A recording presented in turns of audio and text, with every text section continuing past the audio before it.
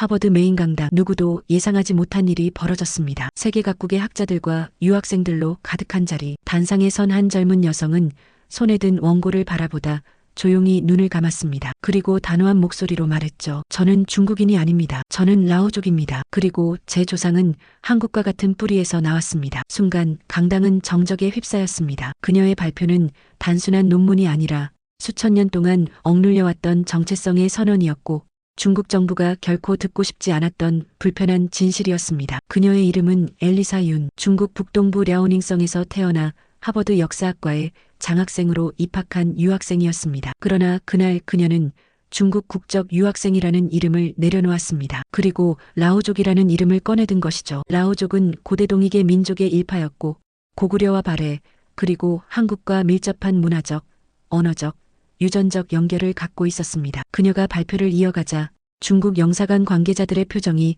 굳기 시작했습니다. 일부는 휴대전화를 들고 급히 어딘가에 연락했고 현지 언론인들은 그녀를 향해 카메라를 들이댔습니다. 특히 유전자 연구 결과 라오족과 한국인의 Y-DNA 하플로그룹이 68% 이상 일치한다는 것을 확인했습니다.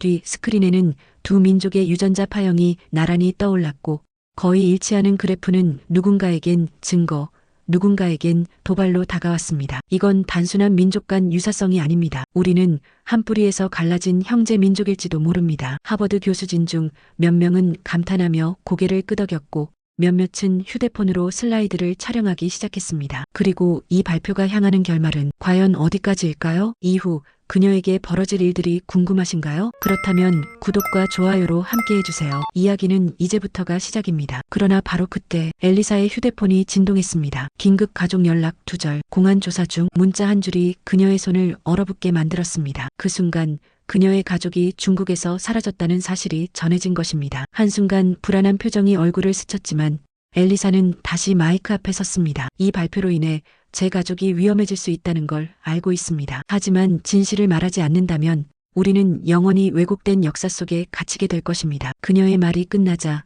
조심스러운 박수가 시작됐고 곧 강당 전체를 가득 채웠습니다. 하지만 동시에 그 박수는 하버드 캠퍼스 밖 누군가에게는 전쟁 선언처럼 들렸습니다. 그날 밤 미국 국무부는 하버드에 긴급 연락을 취했고 FBI는 그녀의 기숙사를 경호 대상 구역으로 지정했습니다. 그리고 CNN은 다음과 같은 헤드라인을 내보냈습니다. 중국 유학생의 발표 직후 부모는 공안에 의해 구금됐다. 이 사건은 단순한 학술 논쟁을 넘어 국가 간 외교 문제로 번져가기 시작했습니다. 세계는 묻고 있습니다. 라오족은 누구인가? 한국과 어떤 관계인가? 왜 이 진실은 지금껏 감춰져 왔는가? 이제 이 이야기는 단순한 정체성의 선언이 아니라 역사와 국가, 자유를 둘러싼 싸움으로 확장되고 있습니다. 엘리사가 자신이 라오족이라는 정체성을 처음으로 의심하게 된 건 12살 때였습니다. 중국 북동부 소도시의 어느 겨울, 그녀는 가족 몰래 할아버지의 서재에 들어갔고 그곳에서 오래된 나무 상자를 하나 발견하게 됩니다. 먼지 쌓인 자물쇠를 열고 뚜껑을 열었을 때 그 안엔 낯선 문자로 적힌 오래된 문서 몇 장 누렇게 바랜 사진, 그리고 이상한 무늬가 새겨진 은재 배지가 들어있었습니다. 이건 뭐지? 그녀가 조심스럽게 종이를 펼쳤을 때 문서 상단엔 이렇게 적혀 있었습니다. 라오족 예문, 신라 동북의 사파의 후손 계보. 처음 보는 단어들이었지만 신라라는 단어 하나는 초등학교 교과서에서 본 기억이 났습니다. 신라?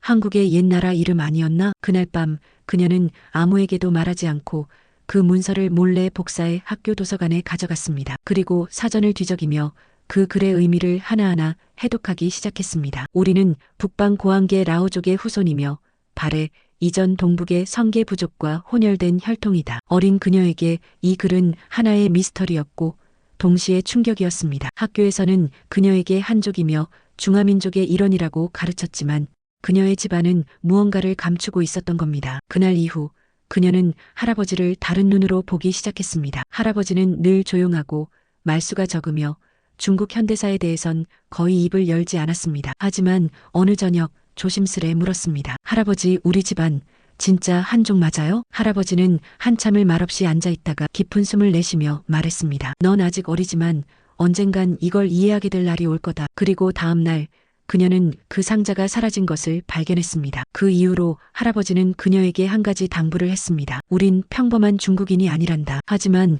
그 사실을 알릴 필요는 없어. 말하지 마라. 들키지 마라. 그게 우리 가족을 지키는 길이야. 그 말은 경고이자 보호였지만 동시에 엘리사의 내면에 깊은 균열을 남겼습니다. 나는 누구지? 왜 내 정체성을 숨겨야 하지? 고등학교에 진학하면서 그녀는 세계사를 독학하기 시작했고 인터넷을 통해 발해, 고구려, 신라에 관한 자료를 찾아보기 시작했습니다. 중국어로 검색하면 관련 정보가 희미하거나 정치적으로 편향돼 있었지만 영어로 검색하면 전혀 다른 이야기들이 펼쳐졌습니다. 발해는 만주와 한반도 북부를 중심으로 한 고대 왕국이다. 고구려는 고대 한국 삼국 중 하나이며 현재 중국 지린성과 평안도 일대를 중심으로 한 강력한 국가였다. 그녀는 점점 더 깊이 빠져들었습니다. 그리고 이따금 거울을 보며 생각하곤 했습니다. 왜 내 외모가 학교 친구들과 조금 다를까? 왜 할아버지는 명절에 이상한 억양의 노래를 부르셨을까? 왜 어릴 때 자주 들었던 이야기엔 늘 북방조상이 등장했을까? 그 모든 단서는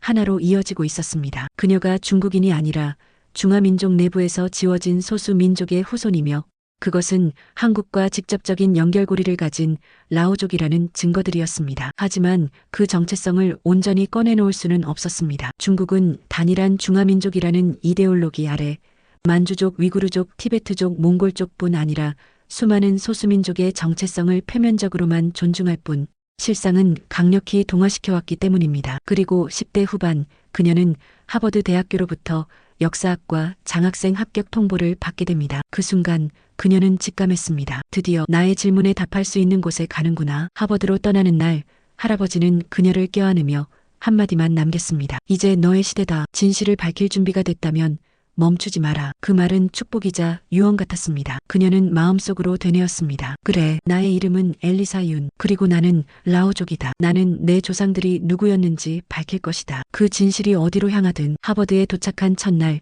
엘리사는 캠퍼스를 바라보며 혼잣말을 중얼거렸습니다. 여기가 진짜 진실을 찾을 수 있는 곳일까? 그녀의 기숙사는 차가운 벽돌 건물의 3층, 낡은 창문 밖으로는 찰스강이 흐르고 있었습니다. 도서관에서 들려오는 책장 넘기는 소리, 계단을 오르내리는 신입생들의 발걸음 소리 모든 게 낯설고 두려웠지만 그녀는 이곳에서 자신의 민족 정체성을 입증할 증거를 찾기로 결심했습니다. 엘리사는 곧 하버드 동아시아학과에서 언어학, 고고학, 인류학 수업을 동시에 수강하기 시작했고 특히 비주류 역사와 소수 민족 연구에 열중했습니다. 첫 번째로 그녀의 관심을 끈 건 언어였습니다. 라오족의 언어, 지금은 사라졌지만 일부 문서가 남아있다고요? 그녀는 교수에게 질문했고 교수는 조심스럽게 말했습니다. 만주어, 개통 언어들은 문화대혁명 이후 대부분 사라졌습니다. 하지만 희귀 문헌 섹션을 잘 찾아보면 단서가 있을 겁니다. 그날부터 엘리사는 도서관 지하의 희귀도서 보존실을 제 집처럼 드나들기 시작했습니다. 그리고 마침내 19세기 말 라오족 노인의 회고록이 담긴 라오어 마이너스 중국어 번역 사본을 발견했습니다. 그 사본을 읽으며 그녀는 깜짝 놀랐습니다. 아마는 아버지, 어마는 어머니, 이건 한국어의 아빠, 엄마랑 너무 비슷한데? 그녀는 단순한 우연이 아닐 수 있다고 생각했습니다. 그래서 그녀는 고대 한국어, 고구려, 발해어 관련 문헌을 수집하기 시작했죠. 두 번째는 복식과 의례 문화였습니다. 한국 고대사 수업에서 보게 된 조선시대의 왕실 예복 그림이 그녀의 할아버지 사진 속 옷과 너무 닮아 있었던 겁니다. 이건 왕이 쓰는 익성관이잖아. 우리 집안 족보 속 고위 사제가 쓰던 모자와 똑같이 생겼어. 그녀는 즉시 교수님께 물었습니다. 혹시 조선과 청나라 사이에 복식 교류가 있었나요? 역사학 교수는 고개를 끄덕이며 말했습니다. 물론입니다. 특히 발해와 고려, 금나라, 청나라는 복식과 제례 문화에서 상당한 유사성을 보입니다. 특히 관모와 제사의식 형식이 거의 동일하다는 연구도 있습니다. 엘리사는 숨을 멈췄습니다. 이건 우연이 아니었습니다. 그녀는 다시 족보를 펼쳤고 거기 적힌 시조는 고한계 신라, 동북계와 혼혈된 바르로 이시라는 기록을 곱씹었습니다. 신라, 발해, 고려, 금, 청, 조선 그리고 한국. 우린 단절된 것이 아니라 이어져 있었어. 세 번째, 그녀는 유전자 분석에 뛰어들었습니다. 엘리사는 하버드 인류학과의 유전학 실험실에서 진행 중이던 동북아시아 Y-DNA 비교 연구 프로젝트에 참여하게 됩니다. 그 프로젝트의 책임 교수는 한국계 미국인인 조셉 김 박사였습니다. 김 박사님, 라오족 유전자 샘플도 함께 비교해 볼 수 있을까요? 김 박사는 의외라는 듯 웃으며 말했죠. 그건 흥미롭군요. 라오족은 지금 중국 내에서 거의 사라진 민족인데 자료는 확보되어 있습니까? 엘리사는 고개를 끄덕이며 대답했습니다. 저희 가문이 수집한 표본과 러시아 블라고베젠스크에 있는 라우 후손 가족 샘플이 있습니다. 분석은 몇 주에 걸쳐 진행되었습니다. 그리고 결과가 나온 날 김 박사는 엘리사를 연구실로 따로 불렀습니다. 엘리사 결과를 보면 한국 남성군과 라오족 샘플 간의 Y-DNA 하플로그룹 NLB-HE 계열이 68.2% 동일합니다. 그 외에도 L10 서부 계열에서 7% 일치율이 나타났습니다. 그녀는 입을 다물지 못했습니다. 이 정도면 학술적으로 기원 공유의 증거가 될 수 있는 건가요? 김 박사는 조용히 고개를 끄덕였습니다. 적어도 민족학적 연관성이 매우 높다는 건 분명하죠. 그녀는 그날 밤 자신의 연구 일지에 이렇게 적었습니다. 언어, 복식, DNA 모든 증거가 같은 방향을 가리키고 있다. 우리가 한국과 연결되어 있다는 것은 신화가 아니라 사실이다. 이제 그녀는 확신했습니다. 그녀가 찾고 있는 진실은 막연한 추측이 아닌 과학적, 역사적 근거 위에 선 정체성의 회복이라는 것을, 그리고 이 발견을 그냥 연구실에 묻어두는 것이 아니라 전 세계에 알린 사명이 자신에게 있다는 사실도요. 하버드에서의 생활이 익숙해질 무렵 엘리사에게 또 하나의 전환점이 찾아왔습니다. 같은 기숙사에 살던 룸메이트, 한국인 유학생 지연은 엘리사에게 한 권의 DVD를 건넸습니다. 엘리사, 이거 한번 봐봐. 대장금이라는 한국 사극인데 내가 역사에 관심 많으니까 재밌게 볼 수 있을 거야. 처음엔 별 기대 없이 재생 버튼을 눌렀습니다. 하지만 몇 해가 지나자 그녀는 화면에 나오는 궁중, 복식과 언어, 의례, 풍습에서 알 수 없는 강한 이끌림을 느꼈습니다. 이 의복은 우리 할아버지 사진 속 재래복과 거의 똑같아. 저 단어, 내가 어릴 때 할머니가 나에게 속삭이던 발음이랑 비슷해. 특히 등장인물들이 수라간이라는 주방에서 전통 음식을 만들고 궁중에서 큰 제사를 지내는 장면은 그녀의 기억을 강하게 자극했습니다. 이건 단순한 문화적 취향이 아니야. 뭔가 연결되어 있어. 그날 이후 엘리사는 주몽,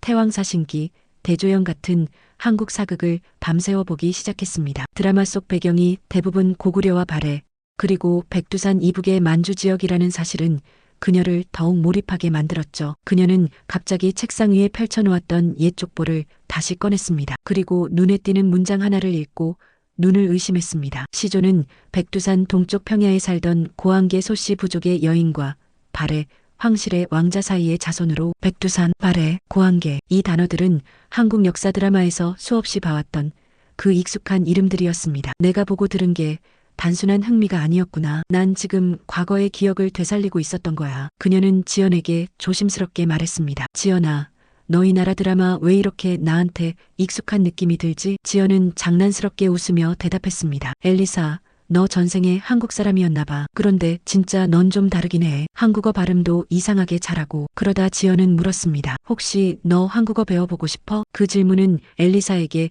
이상한 감정을 일으켰습니다. 마치 뭔가가 풀리는 느낌이었습니다. 응, 진지하게 배우고 싶어. 그날부터 엘리사는 지연과 함께 한국어 기본 회화부터 배우기 시작했습니다. 그녀는 문장을 외우는 게 아니라 마치 오랫동안 잊고 있던 언어를 다시 떠올리는 듯한 느낌을 받았습니다. 이건 공부가 아니야. 기억이야. 하루는 지연이 그녀에게 물었습니다. 엘리사, 너 어릴 때 할아버지랑 무슨 말 자주 했어? 엘리사는 잠시 고민하다가 말했습니다. 할아버지는 나한테 하나, 둘, 셋이라고 안 하고 하나, 둘, 셋, 넷이라고 했어. 지금 생각해보면 그게 한국어 숫자였던 것 같아. 지연은 순간 눈을 크게 뜨며 말했습니다. 맞아, 엘리사.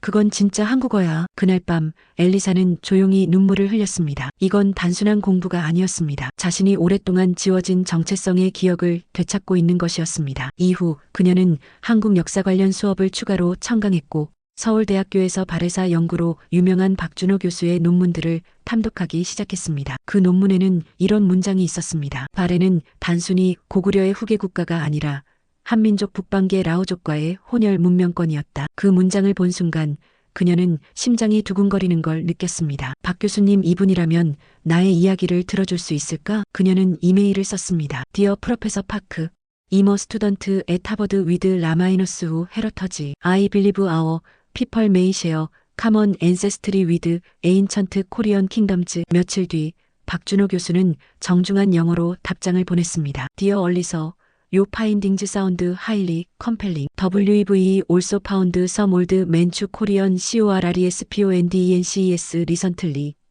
Would you consider visiting Seoul to present your research? 그녀는 그 이메일을 읽고 자리에서 벌떡 일어났습니다. 손끝이 떨렸고 가슴은 벅차올랐습니다. 내가 찾고 있던 연결고리 이제 진짜로 이어지려 하고 있어. 그녀는 마음속으로 결심했습니다. 서울로 가야 해. 그곳에 내 조상의 흔적이 있고 내 뿌리에 실마리가 있어. 그것은 학문적인 연구를 넘어서 정체성과 기억의 여정이었습니다. 하버드에서의 생활이 익숙해질 무렵 엘리사에게 또 하나의 전환점이 찾아왔습니다. 같은 기숙사에 살던 룸메이트, 한국인 유학생 지연은 엘리사에게 한 권의 DVD를 건넸습니다. 엘리사, 이거 한번 봐봐. 대장금이라는 한국 사극인데 내가 역사에 관심 많으니까 재밌게 볼 수 있을 거야. 처음엔 별 기대 없이 재생 버튼을 눌렀습니다. 하지만 몇 회가 지나자 그녀는 화면에 나오는 궁중, 복식과 언어, 의례, 풍습에서 알 수 없는 강한 이끌림을 느꼈습니다. 이 의복은 우리 할아버지 사진 속 제례복과 거의 똑같아. 저 단어, 내가 어릴 때 할머니가 나에게 속삭이던 발음이랑 비슷해. 특히 등장인물들이 수라간이라는 주방에서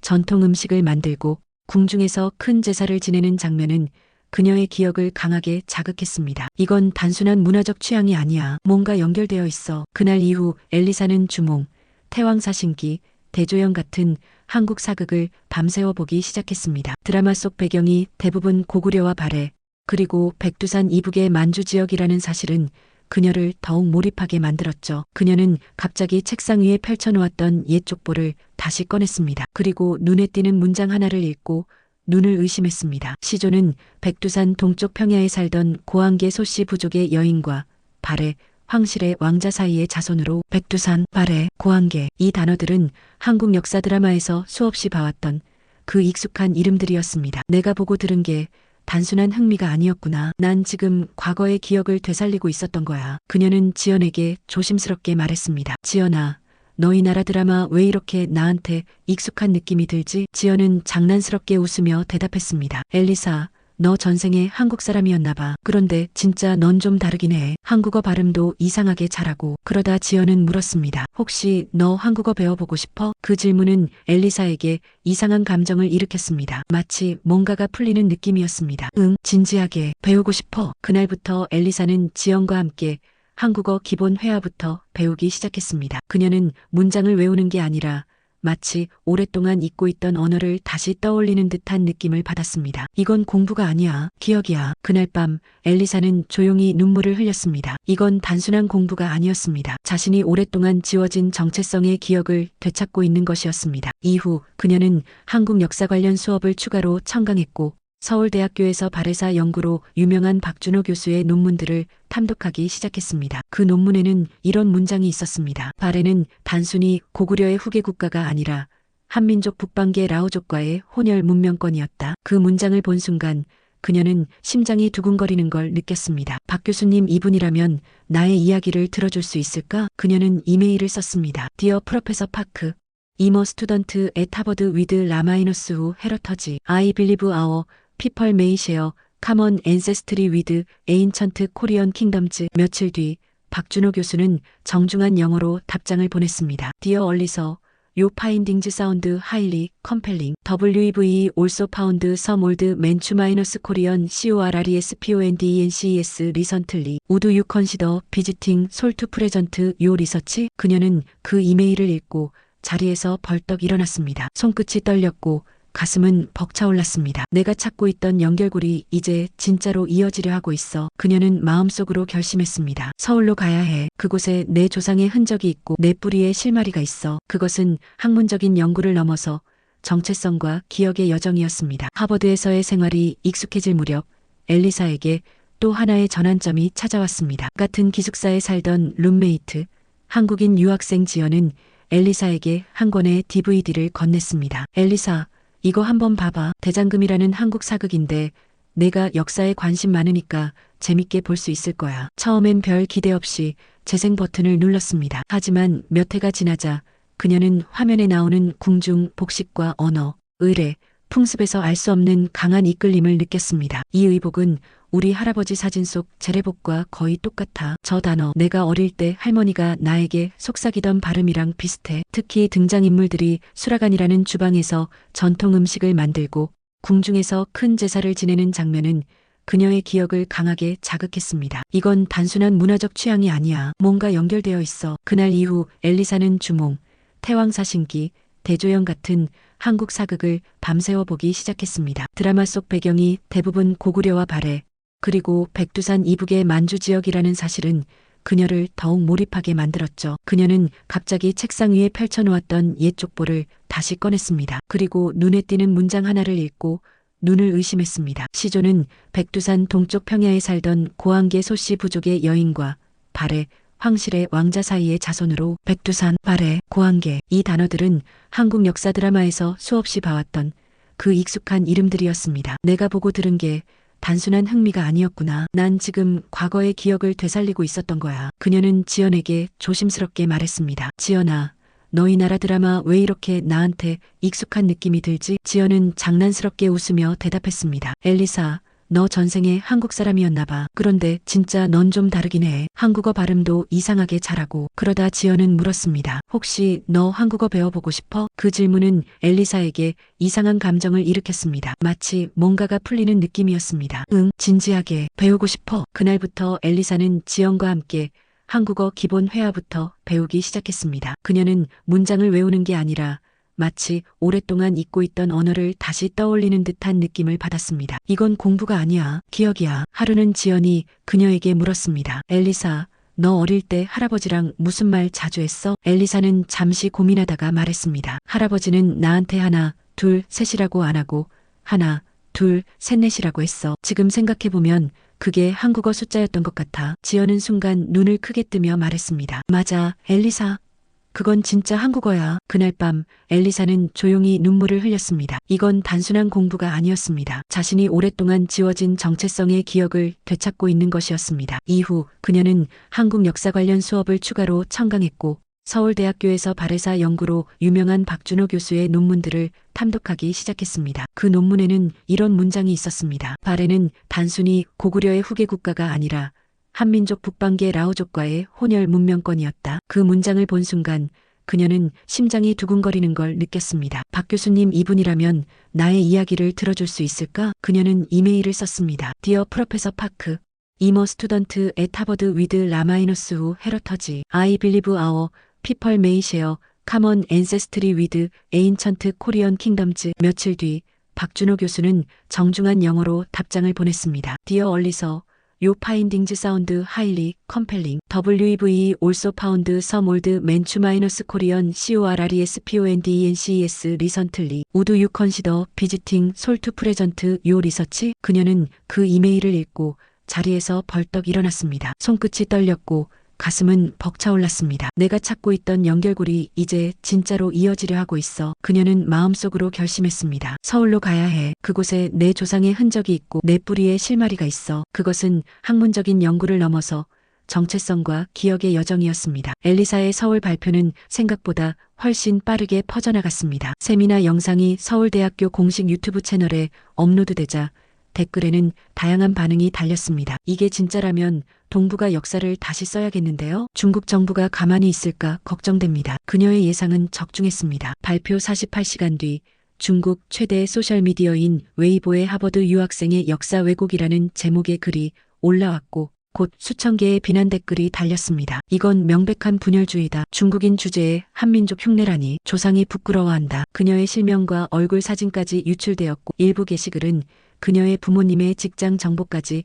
언급하고 있었습니다. 그 순간 엘리사의 전화가 울렸습니다. 엘리사의 아버지야. 익숙한 목소리였지만 그 속엔 긴장감이 서려 있었습니다. 지금 공항에서 나왔다. 내가 최근에 무슨 발표를 했는지 묻더구나. 회사에서도 조사를 받았어. 어머니도 대학에서 강의가 중단됐단다. 엘리사는 전화를 손에 쥐고 말을 잇지 못했습니다. 죄송해요, 아빠. 정말 죄송해요. 그런 말하지 마라. 내가 옳은 일을 한 거란 건 안다. 하지만 당분간은 연락하지 않는 게 좋겠다. 우린 안전한 곳으로 피신할 테니 걱정 마라. 그날 밤 엘리사는 침대에 앉아 눈물을 참지 못했습니다. 진실을 말했을 뿐인데 가족이 위험에 처했다는 사실은 그녀를 무너뜨렸습니다. 며칠 뒤 더 충격적인 일이 벌어졌습니다. 중국 외교부가 공식 브리핑에서 허위 정보에 기반한 반중 활동에 유감을 표명하며 이름은 명시하지 않았지만 명백히 엘리사를 겨냥한 발언을 했던 것입니다. 동시에 하버드 내 중국 유학생 커뮤니티에서도 반응이 나오기 시작했습니다. 일부 학생들은 그녀를 민족 배신자라고 비난했고 기숙사 복도엔 누군가 영어로 적은 메모가 붙어 있었습니다. GOBACKTOWHERE YOUCAME FROM, STOP, LYING, ABOUTCHINA. 그녀는 불안감을 느꼈습니다. 특히 어느 날 밤 기숙사 근처에서 검은 외투를 입은 사람이 그녀를 따라오는 듯한 느낌이 들었고 돌아봤을 땐 아무도 없었지만 등골이 서늘해졌습니다. 그녀는 즉시 하버드 캠퍼스 보안팀과 동아시아학과 왕 교수에게 이 사실을 알렸습니다. 왕 교수는 심각한 표정으로 고개를 끄덕이며 말했습니다. 엘리사, 이건 단순한 학술 논쟁을 넘어서 정치적인 문제가 되어버렸어. 중국은 민족 통합이라는 프레임 안에서 너 같은 존재를 위험 요소로 간주할 수 있어. 그 후 FBI와 하버드 측에서는 그녀에게 특별 보호 조치를 권유했고 기숙사 방에는 비상 호출 버튼이 설치되었으며 이메일 계정과 휴대폰도 보안 점검을 받았습니다. 하지만 그녀가 정말 두려워한 건 자신이 아니라 부모님이었습니다. 며칠간 연락이 끊겼던 그녀의 부모는 결국 주베이징 미국 대사관으로 피신하게 됩니다. 대사관 측은 엘리사에게 짧은 이메일만 보냈습니다. 윤양의 부모님은 현재 미국 외교 공간 내 보호 중입니다. 안전은 확보되었으며 현재 망명 신청 절차가 진행 중입니다. 그녀는 그 이메일을 열고 소리 없이 눈물을 흘렸습니다. 그동안 감춰왔던 감정이 한꺼번에 쏟아졌습니다. 이게 내가 원했던 결과는 아니었는데, 하지만 그렇다고 진실을 덮을 수는 없어. 며칠 후 그녀는 하버드 역사학회 특별 세미나에서 연단에 섰습니다. 표정은 굳었지만 목소리는 단호했습니다. 오늘 저는 중국 정부가 어떻게 소수민족의 정체성과 고유 역사를 지어왔는지를 보여드리려 합니다. 라오족, 위구르족, 티베트족 모두 중화민족이라는 이름 아래 동화되어 왔습니다. 그리고 이 왜곡은 지금도 진행 중입니다. 청중은 숨을 죽였고 발표가 끝난 후 몇몇 교수들은 자리에서 일어나 박수를 보냈습니다. 하지만 동시에 그녀의 메일함에는 익명의 협박 메시지가 도착했습니다. 당신의 행동은 국가 안보에 대한 중대한 위협이다. 즉시 중단하지 않으면 당신도, 당신 가족도 안전하지 않다. 그 이메일에는 그녀의 기숙사 창문을 멀리서 찍은 사진이 첨부되어 있었습니다. 그녀는 온몸이 얼어붙는 기분을 느꼈지만 동시에 하나의 각오가 생겼습니다. 여기서 물러나면 다시는 우리 민족의 목소리를 낼 수 없어. 이제는 학자로서가 아니라 증언자로서의 역할을 해야 해. 그날 밤 그녀는 노트북을 켜고 새로운 폴더를 만들었습니다. 프로젝트 트루스 마이너스 라마이너스 후 아카이브즈. 엘리사는 더 이상 숨어있지 않기로 결심했습니다. 진실이 무너지지 않으려면 침묵이 아니라 더 큰 목소리가 필요하다는 걸 깨달은 것이죠. 그녀는 프로젝트 트루스 마이너스 라마이너스 후 아카이브즈라는 제목의 독립 아카이브를 구축하고 자신이 수집한 모든 족보, 문헌, 유전자 분석, 사진과 기록을 정리해 온라인 오픈 플랫폼에 업로드하기 시작했습니다. 사이트가 개설된 지 일주일 만에 하버드 내부뿐 아니라 옥스퍼드, 프린스턴, 도쿄대, 심지어 모스크바 대학 동양학과에서도 접속 기록이 확인됐습니다. 그리고 마침내 유엔 소수민족 인권기구의 자문위원인 데보라 스콧 박사가 그녀에게 연락을 취했습니다. 엘리사 윤양, 저는 당신의 연구에 깊은 인상을 받았습니다. 혹시 유엔 제네바 포럼에 직접 와서 발표할 의향이 있습니까? 그녀는 잠시 멈칫했지만 이내 고개를 끄덕였습니다. 네, 가겠습니다. 2개월 뒤 그녀는 스위스 제네바 유엔 본부 회의장 연단에 서 있었습니다. 연단 아래 각국 대표단의 작은 국기들이 줄지어 놓여 있었고 그 중에는 중국의 오성홍기도 눈에 띄었습니다. 존경하는 위원 여러분, 저는 라오족의 후손으로서 그리고 하버드에서 역사와 인류학을 공부하는 학도로서 지워진 민족의 역사를 복원하는 것이 얼마나 절실한 일인지 말씀드리러 이 자리에 섰습니다. 그녀는 스크린에 족보 사진과 유전자 분석, 그래프, 한국과 청나라 간 비공식 외교 문서를 하나씩 띄우며 설명을 이어갔습니다. 저는 저의 존재 자체가 증거입니다. 라오족은 존재했고 지금도 존재합니다. 다만 지워졌을 뿐입니다. 우리는 고조선과 발해, 고려, 조선, 청나라에 이르기까지 수천 년 동안 동북아시아 역사 속을 살아온 민족입니다. 그리고 한국은 그 정체성의 핵심 연결점이었습니다. 그녀의 발표는 단순한 학문 발표가 아니었습니다. 청중은 처음엔 조용히 들었지만 점점 고개를 끄덕이며 집중했고 발표가 끝났을 땐 조용한 박수가 천천히 회의장을 채우기 시작했습니다. 그날 오후 뉴욕타임즈 온라인판에는 이런 제목의 칼럼이 실렸습니다. 지워진 민족의 귀한 라오족이 동북아 정체성을 다시 묻는다. 이제 그녀의 이야기는 단지 유튜브나 학계의 이슈가 아니었습니다. 국제사회 전체가 주목하는 사안이 된 것이죠. 며칠 뒤 BBC에서 그녀에게 다큐멘터리 제작 제안을 해왔고 넷플릭스 코리아는 그녀의 허락을 받아 라오 이친 왕국의 딸이라는 다큐 시리즈 제작에 들어갔습니다. 하지만 동시에 중국 정부의 압박은 더욱 거세졌습니다. 중국 외교부는 UN 공식 채널을 통해 특정 개인의 허위 연구가 국제사회의 분열을 야기하고 있다며 강도 높은 항의문을 전달했고, 중국 국영방송은 해외에 거주 중인 반중 인사 중 일부는 외부 세력과 결탁해 민족 분열을 조장하고 있다고 보도했습니다. 엘리사의 이름은 명시되지 않았지만 누구나 그것이 누구를 겨냥한 것인지 알고 있었습니다. 그러자 미국 내에서도 여론이 움직이기 시작했습니다. MIT, 스탠퍼드, 예일, UC 버클리 등 동아시아 연구자들이 공동 성명을 발표했습니다. 엘리사 윤의 발표는 학문적 검증을 거친 정당한 연구이며 어떠한 정치적 위협도 이를 억압할 수 없다. 그리고 미국 국무부 대변인은 정례 브리핑에서 이렇게 밝혔습니다. 모든 학문 연구는 보호받아야 하며 엘리사 윤 양은 미국 내 합법적인 보호 대상입니다. 그녀의 가족은 현재 인도적 보호 아래에 있습니다. 그날 밤 엘리사는 연구실에서 조용히 노트북을 닫았습니다. 커튼 너머로 제네바의 밤하늘이 펼쳐져 있었고 불빛 너머로 알프스의 윤곽이 보였습니다. 그녀는 조용히 속삭였습니다. 이제 세계가 듣고 있어. 그리고 다음 날 UN 산하의 국제역사유산기구에서는 소수민족 언어 복원 프로젝트의 대상 후보로 라후어를 등재하기로 결정했습니다. 그녀가 하버드 도서관에서 찾아낸 낡은 문서의 언어가 이제는 전 세계적으로 복원될 수 있는 길이 열린 것이었습니다. 그녀는 메일을 열고 박준호 교수에게 짧은 편지를 보냈습니다. 교수님, 이제 시작입니다. 라후의 이름이 드디어 역사 속에서 살아납니다. 박 교수의 답장은 짧고 간결했습니다. 내가 했단다. 누구도 하지 못한 일을. 이제 한국과 라오는 다시 형제가 되었다. 엘리사가 다시 미국 땅을 밟은 날 그녀는 깊은 숨을 들이쉬며 하늘을 올려다보았습니다. 보스턴의 공기는 여전히 차가웠지만 가슴속은 따뜻했습니다. 공항 게이트를 나서자 FBI 경호원들이 그녀를 에스코트했지만 이번에는 이전과 달랐습니다. 그곳엔 수척해진 얼굴이지만 미소를 머금은 두 사람이 기다리고 있었습니다. 엘리사, 엄마, 아빠. 말이 끝나기 전에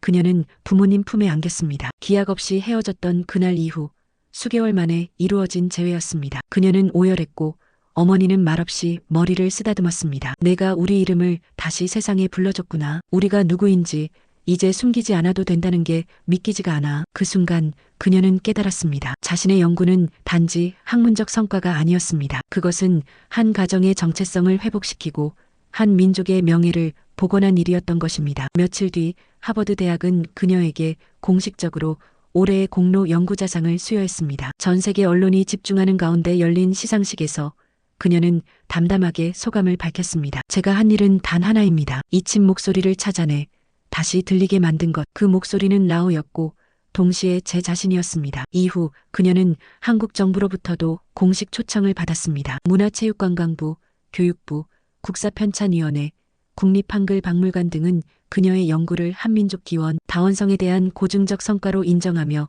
공동 연구 제안까지 전달했습니다. 그리고 마침내 그녀는 백두산 자락의 국경지대에 섰습니다. 한국 정부와 협의 끝에 남북한이 공동으로 운영하는 동북아 민족문화자료관에서 라오족 관련 유물 특별전이 열리게 되었고 그 기획자로 엘리사가 초청받은 것이었습니다. 이곳이 족보에 적힌 조상이 처음 정착했다는 평야인가요? 박준호 교수는 고개를 끄덕이며 말했습니다. 그래, 여기가 라오의 첫 기록이 남겨진 땅이야. 그리고 지금은 다시 내가 여길 밟고 있지. 엘리사는 그 자리에서 조용히 무릎을 꿇었습니다. 차가운 땅바닥에 손끝을 대고 조용히 눈을 감았습니다. 라후, 나의 이름, 나의 조상, 나의 뿌리. 이제 당신을 되찾았습니다. 그녀는 손에 쥐고 있던 유리 케이스 속 유물 하나를 조심스럽게 꺼냈습니다. 그것은 그녀의 할아버지 서랍 속에서 찾았던 은재 배지였습니다. 그제야 의미가 밝혀졌습니다. 이건 라후의 왕실 문장이었어. 문양은 고구려의 삼조고 문양과 유사했고 가운데엔 단군을 상징하는 태양 원형이 새겨져 있었습니다. 이건 단순한 장신구가 아니에요. 이건 역사의 단서이자 민족의 정체성 선언이에요. 기자들이 셔터를 눌렀고 국내외 언론은 일제히 보도했습니다. 한국-라오 연결, 백두산에서 되살아나다. 하버드 출신 유학생, 고대 민족의 뿌리를 깨우다. 사라진 민족, 라오의 역사, 이제 세계의 유산으로. 그녀는 곧장 서울의 라오 문화재단을 설립했고 라오족 후손들을 찾아 세계 곳곳에 흩어진 자료를 수집하는 프로젝트에 착수했습니다. 뉴욕, 블라디보스토크, 울란바토르, 선양. 그리고 그녀는 점점 더 많은 잊힌 가족을 발견해 갔습니다. 그녀의 이름은 이제 학자들뿐 아니라 청소년들, 역사교사들, 심지어 일반 시민들까지 알고 있었습니다. 엘리사 윤? 그 라우 이야기한 사람 아니야? 그 사람 때문에 나도 내 족보를 다시 들여다봤어. 우리 역사가 얼마나 복잡하고 풍부한지 처음 알았어. 그녀는 그 반응 속에서 미소 지었습니다. 이제 내가 할 일은 다 했다는 생각이 들지 않아. 오히려 지금부터가 진짜 시작이야. 하버드로 돌아가는 비행기 안 그녀는 창밖을 바라보며 생각했습니다. 라오는 더 이상 잊힌 이름이 아니야. 그리고 한국은 이 민족의 형제라는 사실을 이제 세계가 안다. 그녀는 노트북을 열고 새 파일을 생성했습니다. 제목 더 피펄 후 리멤버드 기억으로 이어진 민족. 그녀는 쓰기 시작했습니다. 이제 더 이상 증거를 찾기 위한 글이 아니라 이야기를 전하기 위한 글을. 엘리사는 다시 하버드로 돌아왔습니다. 하지만 이제 그녀는 단지 학생이 아니었습니다. 교수와 학생들 사이에선 그녀를 라오의 대사, 동북아 민족학의 개척자라 부르기 시작했습니다. 엘리사, 이번 학회에도 발표해 주실 수 있을까요? 윤 박사, 라오 문화재단이 추진 중인 국제연구 프로젝트에 저희도 참여하고 싶습니다. 그녀는 매일 수십 통의 이메일을 받았고 그 중에는 놀라운 연락도 있었습니다. 유네스코 문화다양성 본부로부터 공식 제안이 온 것입니다. 윤 엘리사 박사의 요청에 따라 유네스코는 라오족 언어 및 민속문화를 세계 무형문화유산 예비 목록에 등재하는 방안을 검토하겠습니다. 그녀는 말없이 그 문서를 바라보았습니다. 손끝이 떨릴 정도로 감격스러운 순간이었지만 동시에 조심스럽기도 했습니다. 이건 단순히 한 민족의 이름을 복원하는 걸 넘어 인류 전체가 잊었던 조각을 다시 퍼즐에 맞추는 일이야. 그녀는 곧바로 서울로 향했습니다. 라오 문화재단, 한국국제교류재단, 외교부, 교육부, 유네스코 한국위원회 관계자들과 긴급회의를 열고 라오족 문화자료 1200건을 정리해 공식 등재 신청서를 제출하기로 했습니다. 기자들은 몰려들었고 그녀는 단상 위에 섰습니다. 우리는 민족이 기억을 잃을 때 정체성도 잃게 됩니다. 그리고 그 기억을 되찾는 것은 단순한 복원이 아니라 사람이 누구인지 어디서 왔는지를 되묻는 인류 공동의 질문입니다. 며칠 뒤 유네스코 파리 본부에서 라오족 무형문화유산 예비등재 통과 소식이 날아왔습니다. 세계 각국 언론이 일제히 보도했습니다. 한국계 유학생, 지워진 민족을 세계 무형유산으로 올리다. 한반도와 만주, 그리고 고조선의 잃어버린 연결고리 복원. 미국 CNN, 프랑스 르몽드, 일본 아사히, 심지어 알자지라까지 그녀를 인터뷰했습니다. 그녀는 유창한 영어로 그리고 어느 순간엔 서툰 한국어로 말했습니다. 이건 저 혼자의 이야기가 아니에요. 조상들의 이야기고 아직 말 못한 수많은 소수민족의 이야기입니다. 서울 한복판에선 더 놀라운 일이 벌어졌습니다. 한국 초등학교 역사교과서 개정안에 라오족과 한국의 문화적 연결고리 항목이 포함된 것입니다. 진짜예요? 이제 교과서에 나와요? 그녀는 감격에 찬 목소리로 교육부 관계자에게 확인했고 관계자는 고개를 끄덕이며 말했습니다. 당신이 해냈어요. 처음엔 회의적이었지만 이젠 모든 전문가들이 동의합니다. 우리는 그동안 한 줄도 쓰지 못했던 이야기를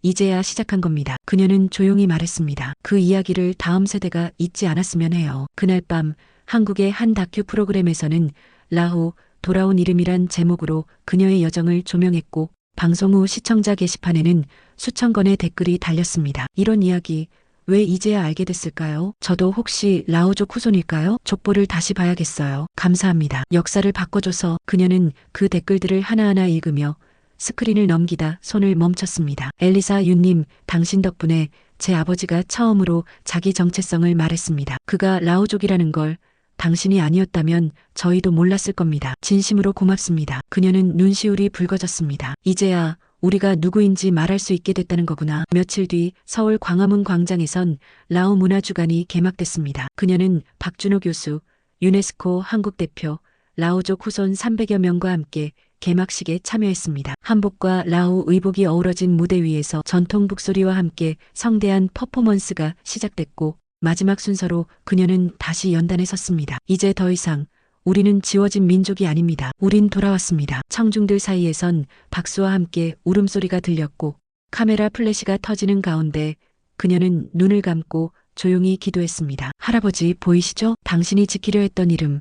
이제 제가 세상에 돌려놨어요. 서울 광화문 광장에서의 마지막 연설을 마친 엘리사는 며칠 뒤 다시 조용히 하버드로 돌아갔습니다. 세계는 여전히 분주했고 수많은 요청과 초청이 쏟아졌지만 그녀는 잠시 멈추기로 했습니다. 그녀는 하버드 도서관 5층, 아무도 찾지 않는 고문서 열람실 한 귀퉁이에 앉아 노트북을 열고 천천히 타이핑을 시작했습니다. 나는 라오족의 후손이다. 내 조상은 백두산 기슭에서 출발해 발해를 지나 청나라 황실로까지 이어졌고 결국 중화라는 이름 아래 침묵을 강요당했다. 하지만 나는 그 이름을 다시 불러냈다. 그녀는 그렇게 잊힌 이름들에 대한 기록을 책으로 쓰기 시작했습니다. 편집자는 말했습니다. 이건 단순한 민족사나 자서전이 아니에요. 이건 전 세계 소수자와 잊힌 역사에 대한 선언입니다. 그녀의 책은 출간과 동시에 아마존, 교보문고, 알라딘 등에서 베스트셀러가 되었고 수십 개 언어로 번역되어 전 세계로 퍼져나갔습니다. 그 무렵 엘리사는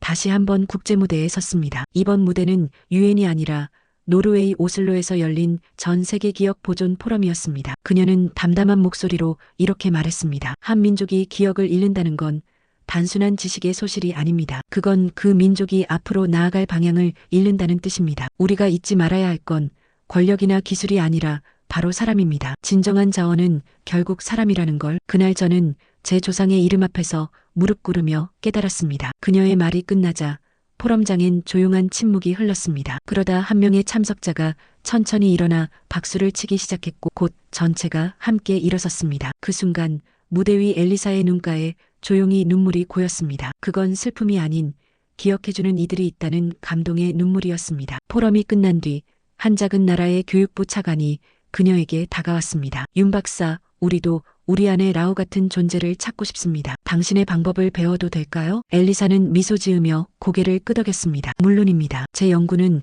모든 잊힌 이름들을 위한 것이었으니까요. 그녀는 이제 세계 여러 나라의 박물관과 기록센터에 조언을 주는 역사 컨설턴트가 되었고 동시에 하버드에서 기억의 정치학이라는 새로운 강좌를 개설해 수많은 학생들에게 이렇게 말하곤 했습니다. 진실은 때로 너무 조용해서 들리지 않을 수 있어요. 하지만 그 침묵을 견디고 한 줄의 기록이라도 남기면 언젠가는 누군가가 그 조각을 꺼내 다시 이야기하게 될 겁니다. 그게 바로 역사의 기적입니다. 시간이 흘러 라오 문화재단은 세계 12개국에 지부를 두게 되었고 그녀는 기억을 복원하는 사서로 불리게 되었습니다. 그리고 그녀는 아직도 매년 한 번 백두산 자락을 찾아갑니다. 조용히 땅을 쓰다듬으며 이렇게 말합니다. 할아버지, 이제 우리가 어디에서 왔는지 전 세계가 압니다. 이름이 잊힌 적은 있어도 존엄은 사라지지 않았습니다. 그리고 우리는 돌아왔습니다. 그녀는 고개를 들고 하늘을 바라봅니다. 청명한 바람이 불고 흰 구름이 흘러가며 마치 대답하듯 산등성 위에 햇살이 퍼집니다. 그리고 마지막으로 그녀는 속삭이듯 말합니다. 그래서 한국이 대단한 나라라는 겁니다.